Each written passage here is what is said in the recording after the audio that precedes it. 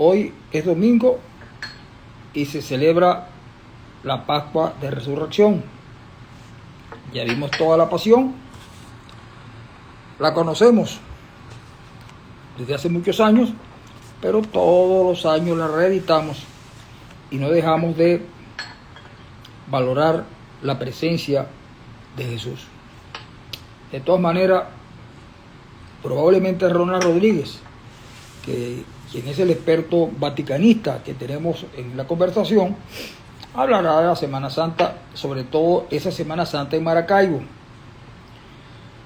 Y sin duda nos dirá cómo va la procesión de Jesús de la Misericordia.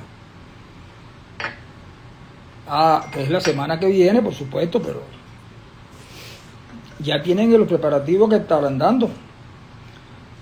Hoy quería conversar con Ronald algunos aspectos de lo que es la situación venezolana,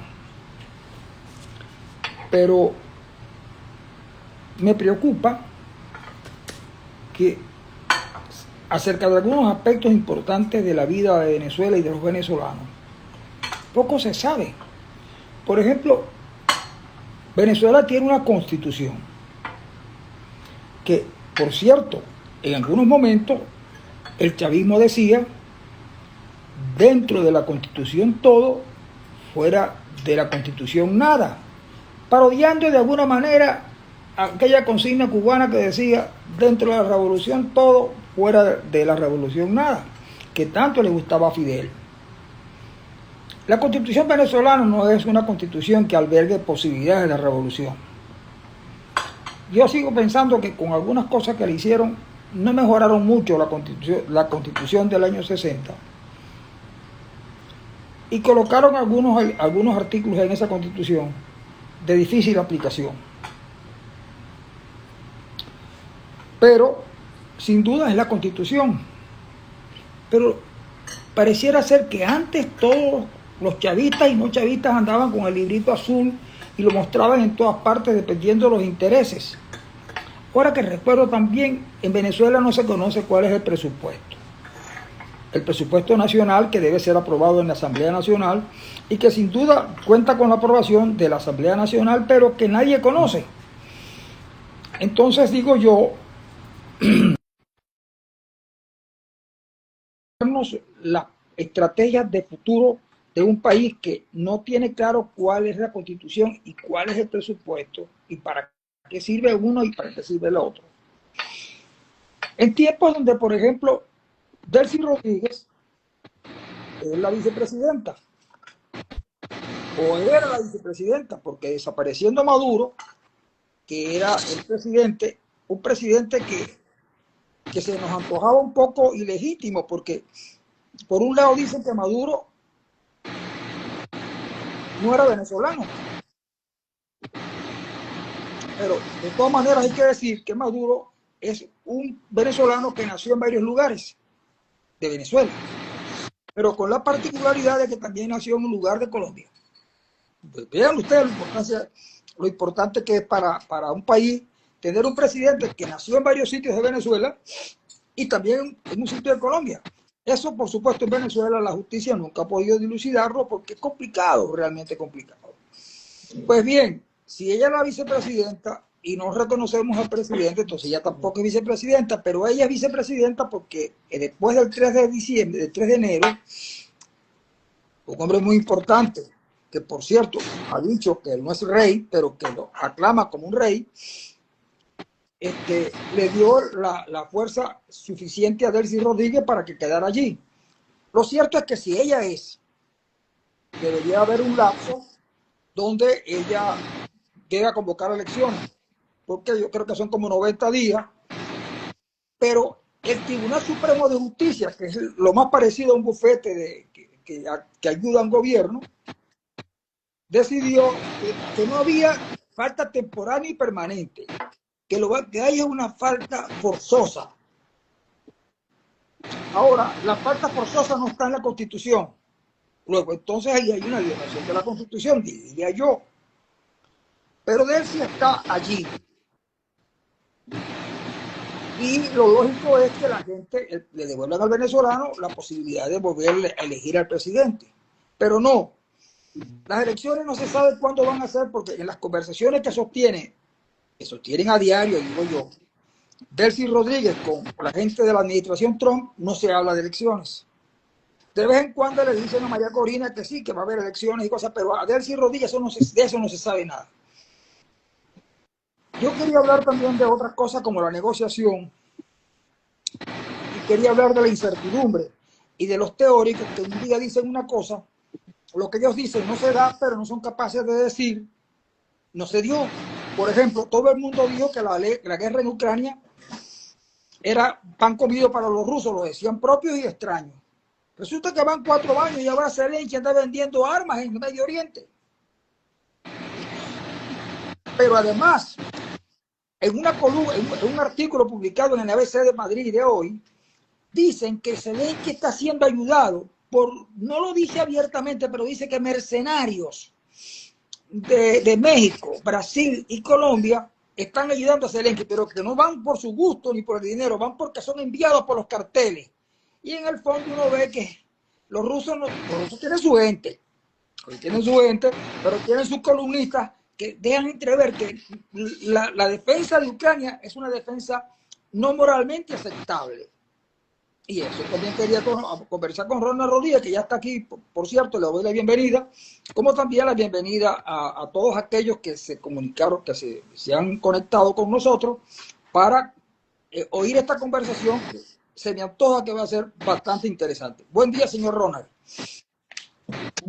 Francisco, feliz domingo de resurrección, feliz Pascua de resurrección a todos los que nos ven y nos oyen a través de esta comunicación.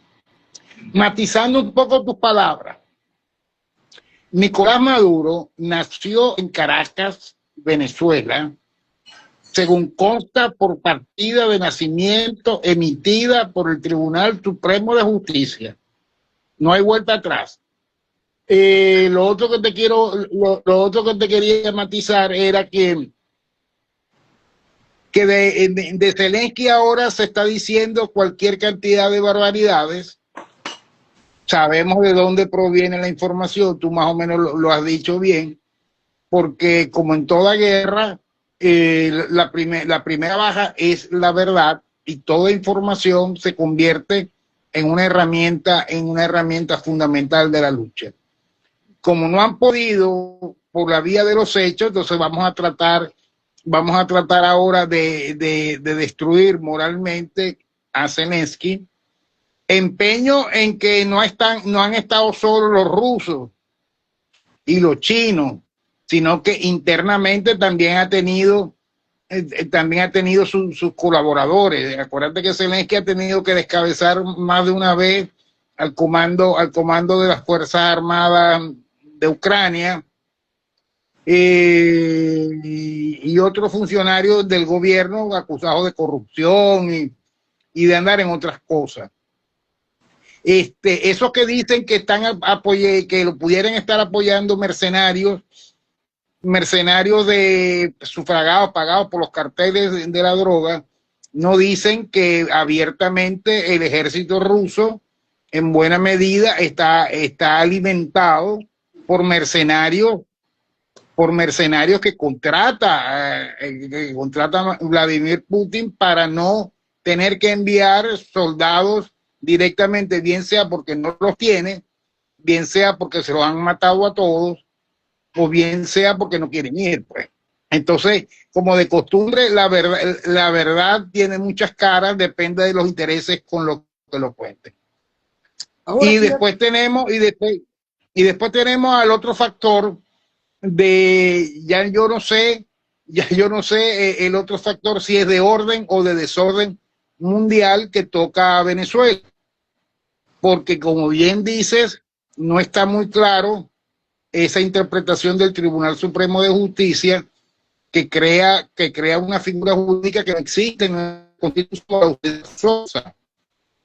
Pero también debemos recordar que ese Tribunal Supremo responde al mal mayor. ¿Cuál es el mal mayor? Si empezamos por la deslegitimación de la presidencia de la República de Nicolás Maduro y por ende la deslegitimación de Delcy Rodríguez como vicepresidenta, porque si ella es la andante del mandadero, entonces que uno sí y el otro no, y todos los poderes en Venezuela están velados de nulidad, están velados de nulidad porque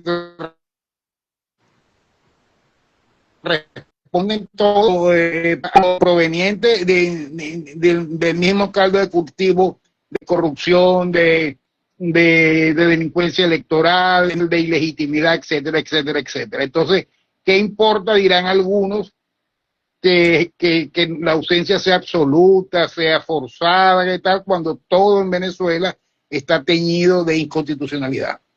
Ahora bien, Ronald, fíjate tú que hay cosas como esta. Nadie se imaginó que después de aquel ataque que llamaron no sé qué cosa pesada que hicieron los americanos a las instalaciones nucleares de Irán, donde se afirmó incluso que se le había destruido una buena parte del arsenal nuclear a Irán. Después, un buen día, nos sorprenden con una guerra. Y bueno, ¿sabes cómo son las guerras? Los Estados Unidos mueven para allá toda su flota naval, todo lo que tienen, y, bueno, y comienzan a atacar a Irán. Pero resulta que extrañamente, yo no sé por qué, Irán como que le está ganando la guerra comunicacional a los Estados Unidos, a Israel. Pero nadie habla, por ejemplo, de cosas como esta, que en Gaza había un grupo terrorista que entró a Israel y mató 1.200 personas, unos muchachos que estaban en un concierto, mataron 1.200, secuestraron un montón y gozaron y violaron mujeres y aquella cosa fue una orgía terrible. Nadie recuerda que, por ejemplo, en el Líbano hay una cosa que llaman Hezbollah, que es terrible, que por cierto me cuenta una gente bastante conocedora que tiene un financiamiento que iba de Venezuela, no sé si ya sigue teniéndolo tal, que hay unos tipos en Yemen del sur, con los hutíes, que hay unos tipos en Siria y otros en Irak. Toda esa gente financiada y promovida y armada por Irán. Bueno, está bien, de eso poco se habla, ¿no? Solo se dice que Israel está atacando al Líbano, pero no dice que está atacando a la guerrilla, que se meta un ejército de ocupación que se encargó de acabar con el Líbano. Y tampoco decían nada de Gaza, ni tampoco de Yemen. En fin, ok, pero vamos a la guerra. Los Estados Unidos meten su fortaleza, los israelitas también. Pero resulta que los que están perdiendo las armas son los americanos y los israelíes, pero los iraníes no. Los iraníes tienen una estratégica que les permite controlar la economía del mundo, el petróleo, no sé qué cosa. Petróleo que nos dijeron los expertos que en los 70 que el petróleo ya no iba a servir para nada. En fin, que ahora el petróleo sirve, pero sirve porque lo tiene Irán. Entonces yo digo, bueno, está bien, yo acepto que los americanos han gastado armas, porque efectivamente hay que gastar las armas, pero Irán no los ha perdido. Entonces me pregunto y me dice, no, que han perdido solamente un tercio. Pero para defenderse, chicos, entonces yo digo, es como, está bien que a alguna gente le tenga cierta molestia, que esté molesto con Trump. Es verdad que a alguna gente tenga molestia con los Estados Unidos por todo lo malo que seguramente nos han hecho, pues, porque realmente no, pero lo malo es que a la gente le gusta venir a vivir en el mal. Yo me acuerdo de uno que vivía en Maracaibo, que ya no está. Ahora no me acuerdo el apellido de él, pero él era antiimperialista. Cuando llegaba al aeropuerto de Maracaibo, él iba con una franela del Che Guevara, emboinado. Pero cuando se montaba en el avión, lo primero que hacía era ir al baño y se colocaba las orejitas de Mickey. Y entonces odio ancestral a los Estados Unidos, que a lo mejor tendrán razones, pero está bien, pero no se le puede faltar la verdad. No es verdad eso. Que Trump haya empujado a los que eran socios a oposiciones que no son las de antes. Bueno, habría que ver cuáles son los resultados de eso. Pero lo que no puede ser es que digan ahora que los Estados Unidos están perdiendo la guerra porque se están quedando sin armas y Irán, no, porque Irán se está defendiendo con las ondas de David. ¿Tú lo quieres? Oye, de verdad es que son... El problema, Francisco, es que hay un buen aparato, de propaganda en el mundo que funciona muy bien, por cierto, que responde a una ideología que no ha sido revisada, sino que la ideología está presente tal como se lanzó y entonces defienden esa ideología por encima de lo que sea. Acabas de ver la ridiculez esa de una flotilla, que ya yo no sé si era flotilla o lo que sea, que fue a defender al régimen cubano de la pretendida invasión de los Estados Unidos, unos señores que fueron a hospedarse en unos hoteles que eran los únicos que tenían electricidad, los llevaron como de costumbre a los sitios como si fueran un safari para que vieran las cosas que no era verdad lo que se decía en el mundo de Cuba y lo que eran son unos grandes vivianes que estaban allá pagados por lo que queda del Estado cubano para que dijeran eso precisamente. Tú que tienes acceso privilegiado a la prensa española diariamente, mira tú los periódicos hoy, los que son llamados de derecha, los que son llamados de izquierda, los que son llamados el monárquico como el ABC. Fíjate tú cómo el tema de Irán, cómo lo enfoca el País de Madrid, por ejemplo, en contraposición a cómo lo enfoca el diario El Mundo. El tema de Israel, cómo lo enfoca el diario La Razón, y el tema de Israel, cómo lo enfoca La Vanguardia. Es decir, un aparato de propaganda que lo que está es lavándole la cara todos los días a una ideología de la cual son víctimas unos cuantos. Y tú acabas de relatar una serie de cosas que están ahí, pero ellos no lo ven y no les interesa verlo porque no responde a sus intereses. Ahora, fíjate, es una cosa Hoy, por ejemplo, hay una noticia. Estados Unidos dice que rescataron al segundo piloto.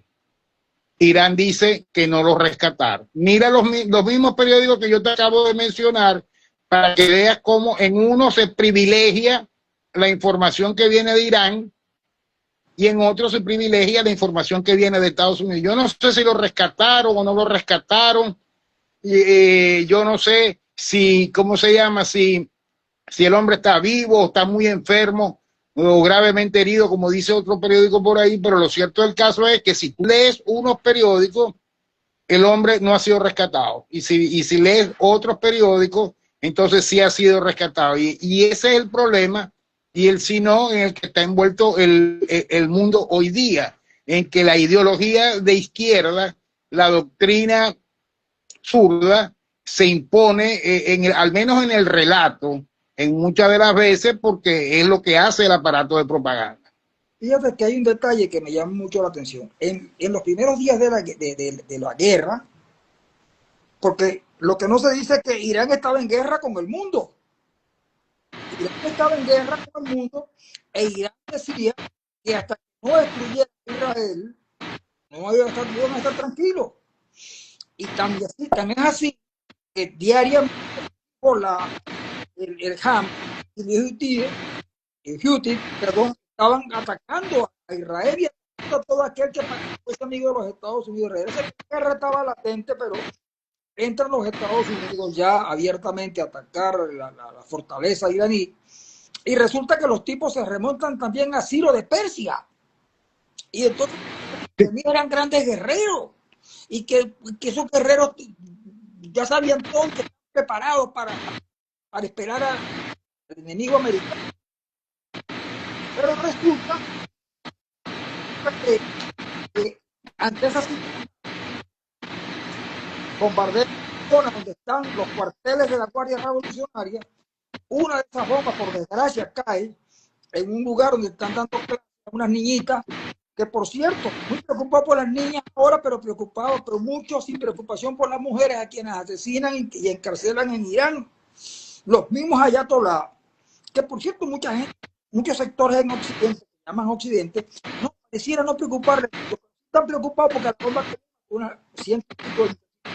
Yo estoy absolutamente convencido de que debía ser un error, pero es que la Guardia Revolucionaria y esos ejércitos ponen a los chinos como escudo para que sí, claro. Y eso fue ocurrió que no hubo la precisión necesaria porque los tipos tenían a media cuadra, tenían 2 cuarteles de la Guardia Revolucionaria. Pero eso no lo dicen. Eso no lo dicen porque no les interesa decirlo. Aquí, por ejemplo. Por cierto, la información que tengo, que he recogido en el día de hoy, es que esos cuarteles de la Guardia Revolucionaria están desaparecidos de la faz de la tierra. Fueron volados y lo que queda es piedra sobre piedra. Entonces, las mentiras comienzan a funcionar. En el gobierno de Obama llegaron a un acuerdo para supervisar la industria nuclear de Irán. Llegaron a un acuerdo. Los Estados Unidos le habían congelado unos fondos en Estados Unidos a Irán. Si llegas a un acuerdo, ¿qué es lo que corresponde? Entregar ese dinero, porque ya las condiciones que permitieron que se congelaran desaparecen. Pues no, aquí dicen que fue que Obama le regaló $3.000 millones a los iraníes. Es falso. Y uno lo oye decir a gente que uno supone que están bien informados, o están desinformados, o andan desinformando. Entonces, la pregunta mía es... ¿Quién fue? Y otro punto de honor que han hecho este fin de semana es: ¿quién le dio la visa y la green card y la no sé qué, la tal, a la hija de Soleimani, que vive como una reina en los Estados Unidos, que la acaban de deportar, por cierto? Todas las informaciones dicen que fue Biden. O sea, el centro de la noticia no es la señora que vive con la comodidad, con las comodidades de una reina persa en los Estados Unidos, sin velo, sin hijab, sin nada, desdiciendo todo lo que promovía su papá y toda su familia en Irán. No. El centro de la noticia, que fue el gobierno de Biden el que le dio la visa y la green card y todos los beneficios que podían darle. Los mismos que, por ejemplo, se olvidan que en Estados Unidos vivió y murió Juanita Castro, la hermana de Fidel. Y ahora está el nieto.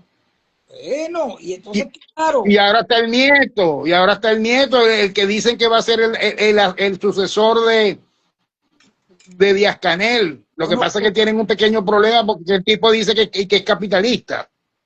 Y que su abuelo sabía que era capitalista. Yo te voy a decir lo siguiente: yo creo que no, Ronald, porque yo lo he oído hablar en varias oportunidades, y ese muchacho no tiene nada en la bola. Será otro, pero ese no. El que llaman el cangrejo, bueno, okay. El que llaman el cangrejo no va. Quizás un facilitador, tal vez, pero el cangrejo no tiene. Te advierto que el cangrejo me parece mucho a un político de Maracay. Sí. Sí, mucho, no tiene nada en la bola. Es pura aquí en esta. Bueno, Ronald, vamos a dejar eso así porque ya hemos hablado de Irán, hemos hablado de Ucrania, hemos hablado de Venezuela. Yo estoy esperando en Venezuela a ver algo de eso que llaman la estabilización. Porque resulta que oí un video donde estaba hablando el que era ministro del Trabajo, y el hombre de lo menos que habló fue de salario.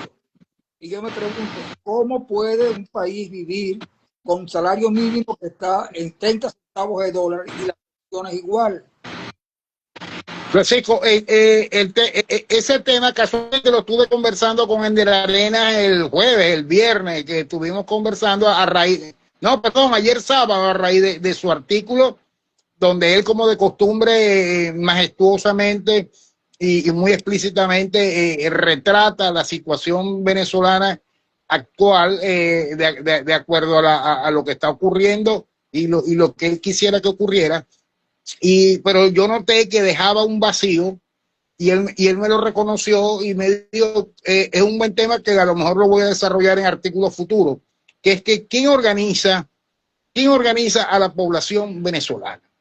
Fíjate, aquí hay un proceso de transición que está adelantando Delcy Rodríguez con todo el aparataje del chavismo, tutelado por la administración de Donald Trump, y pasan cosas, y el pueblo venezolano, la sociedad venezolana, está ausente de todo este proceso porque quienes tienen la obligación de interpretarla andan en otros temas o simplemente no andan en ningún tema. Entonces yo decía, y vengo diciendo desde hace algún tiempo, que nosotros los venezolanos podemos adelantar la transición tomando partido y organizándonos en función de ella. Por ejemplo, hay temas que nos unen a todos.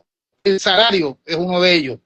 la defensa, la defensa de presos políticos, la liberación definitiva de los presos políticos, la derogación de la ley Bolívar, la derogación de la ley Resorte. En fin, hay temas que nos unen a todos y que no tenemos, y sobre los cuales no tenemos diferencias. El CNE, por un nuevo CNE, por ejemplo, un nuevo Tribunal Supremo de Justicia, para poder llegar a lo que todos anhelamos y en algún momento, como son unas nuevas elecciones, donde poder elegir a nuestras autoridades.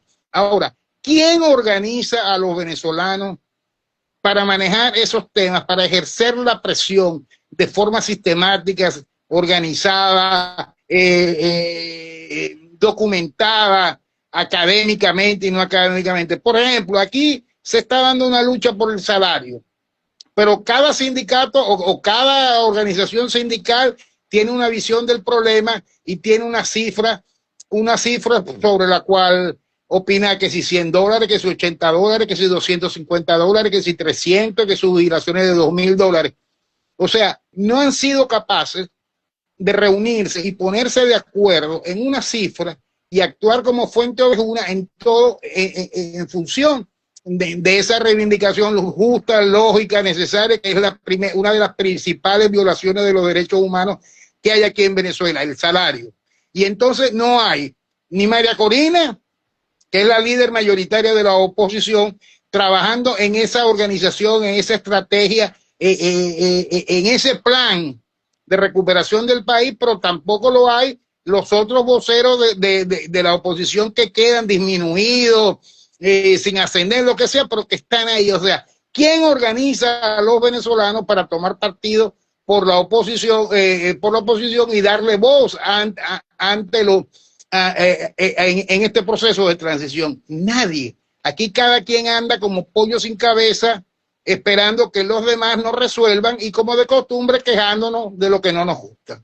Ahora bien, fíjate tú, cuando uno, en estos días he estado leyendo algunos trabajos sobre negociación, porque algunas de las propuestas que dieron origen a esas teorías de la negociación pareciera que están en desuso. Y una de las cosas que me queda clara es que por estar suficientemente bien y barajar las alternativas y los intereses de nosotros con quien tú vas a negociar. Negociar nunca ha sido una cosa mala. Lo que pasa es que a nosotros nos vendían la idea de que negociar era malo. Era una rendición y una entrega. Y algunos se aprovecharon de eso para desprestigiar, para cobrar moralmente. Es decir, una descalificación moral y que no política. Pues bien, ¿para dónde vamos? ¿Qué nos interesa? ¿Qué es lo principal del país? Si nosotros necesitamos que el país mejore, que mejore la vida del venezolano, entonces tenemos que buscar fórmulas probablemente mucho más creativas, que generen mucho más valor y que nos permitan llegar a acuerdos que favorezcan a la gran mayoría. ¿Qué pasaría, por ejemplo? ¿Para qué trabaja Delcy Rodríguez? Delcy Rodríguez puede trabajar para... La primera cosa que queda clara es que el acuerdo con Trump no lo negociaron después que Maduro se fue, o después de que llevaron a Maduro. Este acuerdo con Trump lo negociaron, lo conversaron mucho antes. Como las políticas se miden por tus resultados, pareciera que el resultado fue correcto. Más allá de traidores sí, leales, no, eso es una cosa que hay que manejar de otra manera. Pues bien, los Rodríguez tenían que estar en la jugada y probablemente más allá de los Rodríguez también. Ok, pero entonces tenemos una nueva situación. No importa mucho lo que pueda pasar porque las decisiones hoy pasan por lo político más que por lo jurídico y lo económico. Pues entonces intentamos que la política va a jugar un rol estelar. Entonces, tal como tú dices, para que haya política necesitamos darle garantías a la gente de que puede opinar libremente, de que se acaba la ley Resorte, se acaba la ley del hoyo, se acaban todas esas leyes restrictivas a la participación de la gente en los procesos de toma de decisión política. Ok, perfecto. Eso nos presenta el panorama. Él sí está trabajando para mantener algunos privilegios que ya son insostenibles y pudiera ser candidata presidencial. Sí, para que haya un proceso electoral es necesario que Delcy Rodríguez participe para que participe. La oposición tiene candidata de primera línea, que es María Corina Machado, que yo dudo que no gane una elección en Venezuela. Yo no sé si los resultados después de su mandato serán buenos o malos. Lo que estoy diciendo es que en una confrontación con quien sea, María Corina debe ganar las elecciones, en el entendido de que aquí no va a haber nadie que esté inhabilitado. pues entonces hay que conversar, pero aceptar esa, no comenzar a cobrar de una vez deudas pasadas. Yo esta mañana Claro. escribí algo ahí, casualmente escribí porque oí una muchacha que dijo que ella era más criolla que el chicharrón. Y yo le dije ¿El qué? que el chicharrón. El pork belly, ahora se llama pork belly. Bueno, pero yo le digo Ahora aquí chicharrón al chicharrón de toda la vida lo llamamos pork belly. porque mi inglés es bastante isn't better. No, Entonces, no, no, ¿y qué te crees y qué te crees que el inglés de aquí de los maracuchos es muy bueno? Lo que pasa es que ahora el término está de moda, pork belly. Ahora tú no vas a comer arepas con chicharrón, ahora tú comes arepas con pork belly. entonces Y vas para el rey de chicharrón y pides tu servicio de pork belly con caraotas, nata, arepa, ¿cómo se llama? Queso rallado y tal, pero ahora es pork belly. Toma nota. entonces resulta, Ronald, que yo oigo a la muchacha, yo soy más criolla que el chicharrón. Cuando ella lo dice, a mí que me encanta el chicharrón, la veo y ¿verdad? Me pareció interesante.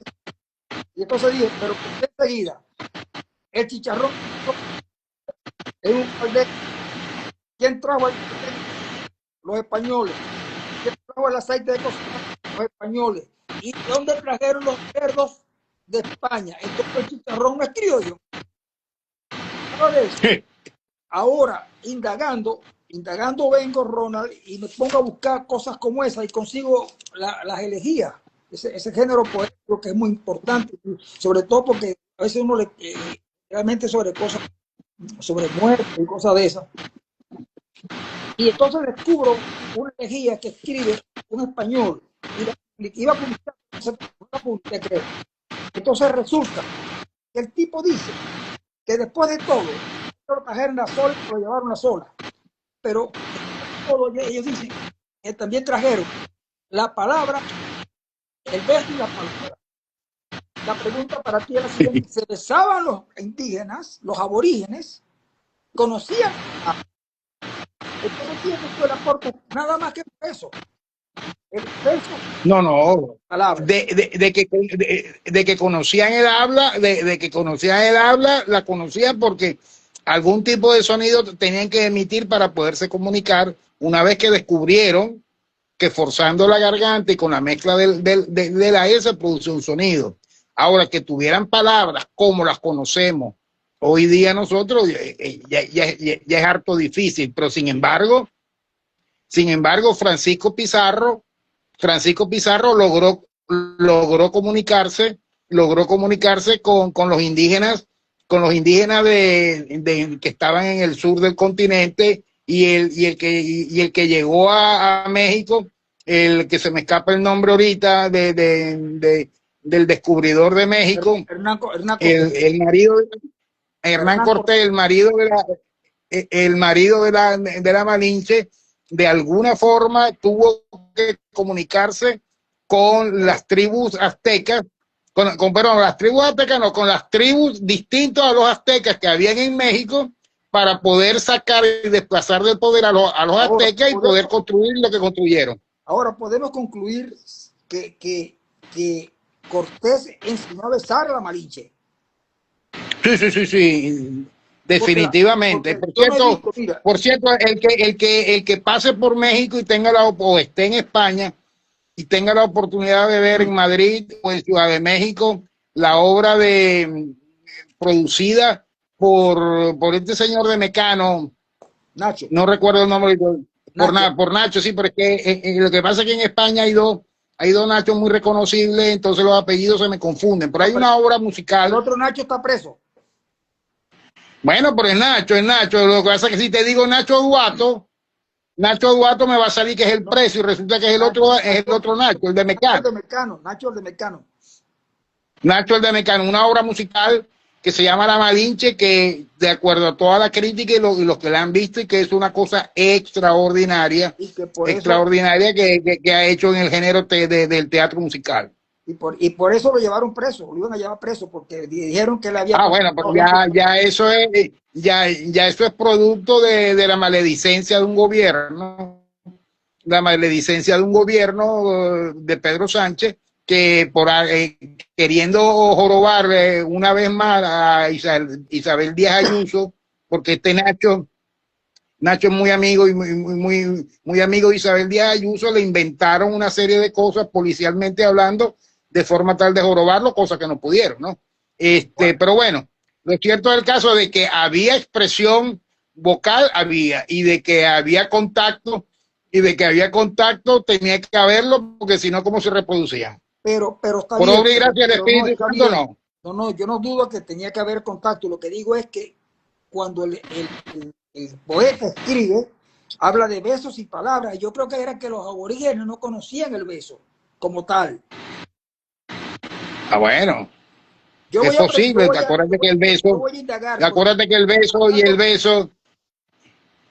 que como dice la canción, el beso, y por ahí se va, ¿no? El beso en España, y entonces dice que la española cuando que besa de verdad, es distinto. Exacto. Ahora, yo voy a averiguar con unos amigos míos que fueron parientes de Vaca y Puro.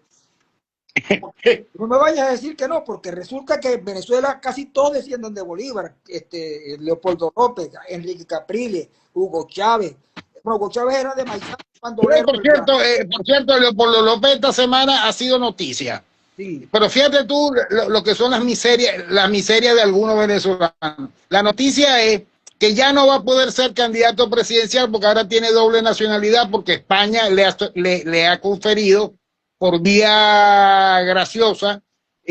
Por cierto, lo de vía graciosa no es malo, sino simplemente que es una forma de decir, y como una vía express, la nacionalidad española a Leopoldo, igual que la tiene su papá y su mamá. Bueno, mira. Pero aquí la miseria humana de aquí es que ahora ya no va a poder ser candidato. Eso es lo que más le preocupa a los venezolanos. Ahora, o a algunos venezolanos. Antes de continuar, seguimos con Elsie Milagros, que está en Atlanta, Andrés Pineda, que está en Atlanta. Cumplió años la semana pasada, por cierto, Elsie Milagros. Gabriel Gutiérrez, también está José Gregorio Fernández, está Alexia Andarcia. En fin. Alexia Andarcia, que quería saludarlo, que nos ha enviado un saludo afectuoso en la mañana. Quiero decir lo siguiente, que yo voy a hablar con esta gente, con la familia de Guayquipura y Guayquipura.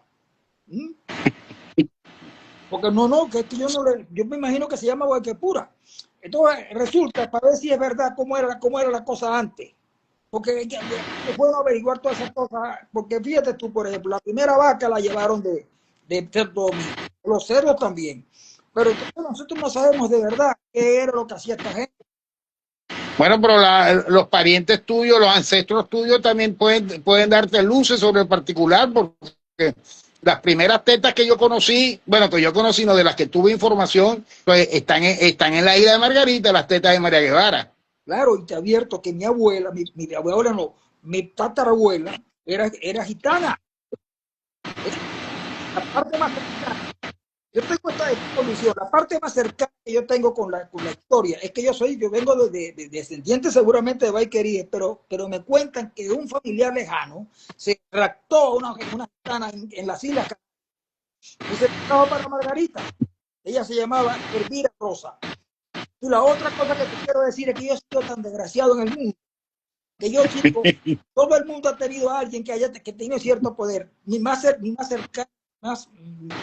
cercano con el poder, porque yo tuve un tío policía en Ciudadela, que por cierto lo votaron, no duró nada.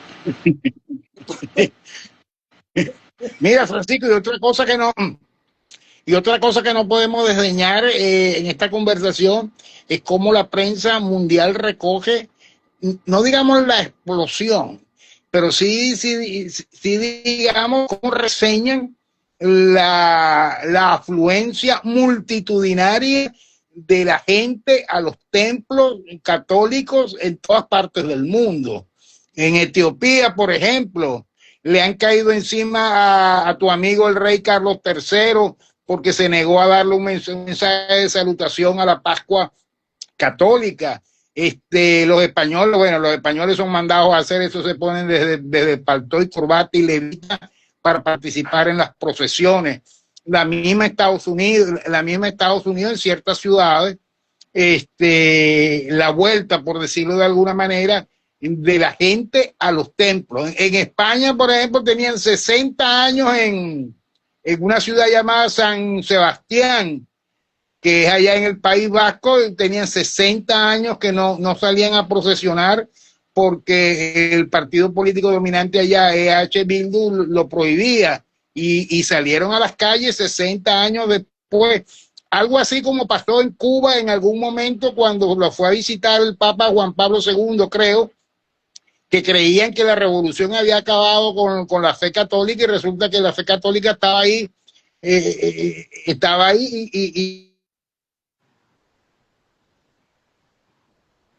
Bueno, Ronald, está algo congelado. Saludamos a Rafito Rubier y quiero decirles que ayer yo estuve en la vigilia en la iglesia donde voy acá, donde vivo, y habían más de 40 personas que fueron por sus propios medios a ser bautizados. Juzgar una institución de 3.000 años, no la puedes juzgar por los errores y los vicios de algunos y algunas en algún momento de la historia de la humanidad. Bueno, Ronald, dejemos la Semana Santa, cuéntame algo de lo de Maracaibo, así que de esas cosas sabrosas de Maracaibo y terminamos por hoy porque nos estamos pasando. Y entonces viene Instagram. Chicos, aquí en Maracaibo se ha reavivado un debate. Antes de reavivar el debate, está de moda un restaurante que inauguraron cerca de donde estaba tu casa, al lado del hotel, del Colegio Altamira. Inauguraron una enramada que ha sido la sensación de esta temporada, que mezcla pescado, fruto del mar y carne en vara, carne en vara fundamentalmente. Y mire, y eso ha sido un río de gente que ha desfilado por ese restaurante. Se llama el Jardín del Mar, algo así. De verdad que con los nombres estoy muy malo.